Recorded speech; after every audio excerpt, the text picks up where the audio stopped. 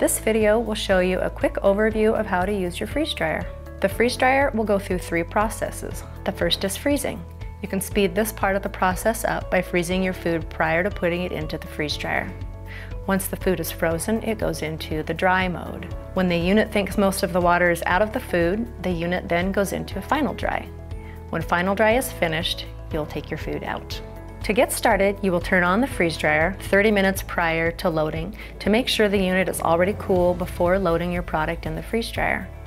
You will press the correct button, whether it's liquid, non-liquid, pre-frozen, or not frozen, then close the drain valve.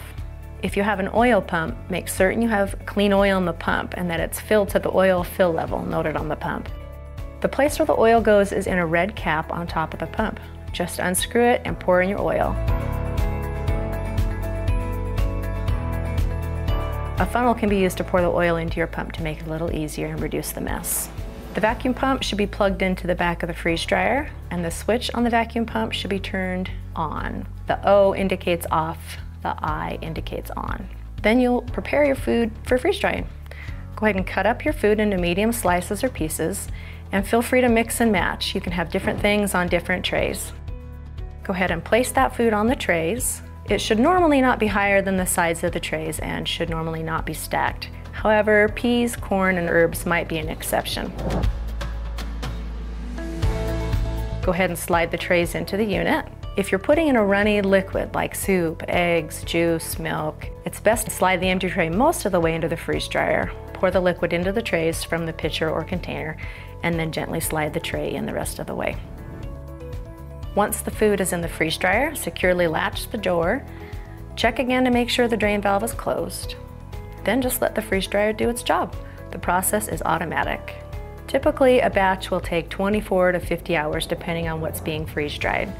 And there are a variety of factors that can cause batches to take longer. Some of those things would be the amount of sugar in your food, or the cellular structure of the food, the amount of food or the amount of water in the food, and then the room temperature that the freeze dryer is placed in. When a batch of food is finished, the unit will beep to let you know it's done.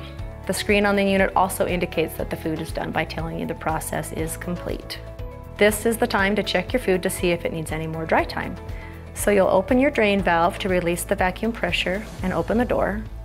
Go ahead and find the thickest piece of food on the tray, break it in half, and see if there's any water in it. You can also put it on your tongue. Your tongue can often sense the ice better than your eyes can. If it is not dry, go ahead and add a little more dry time. Usually 2 to 3 hours is enough. However, some things like blueberries and grapes might need a little more time. They have a skin that the water has a hard time getting out of.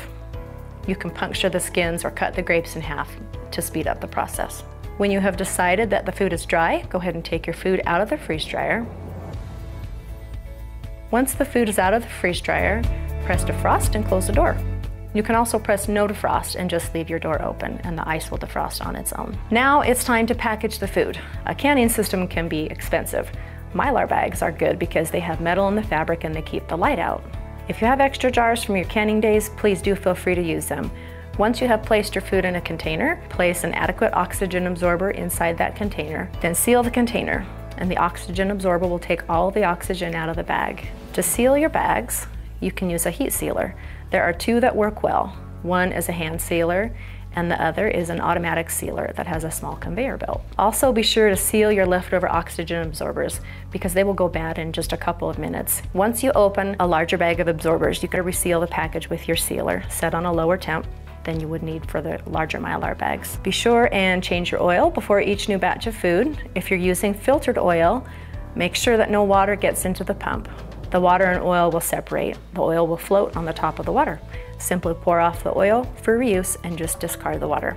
The most important thing is to remember to have fun. Don't be afraid to experiment and try new things. And visit our website for more videos.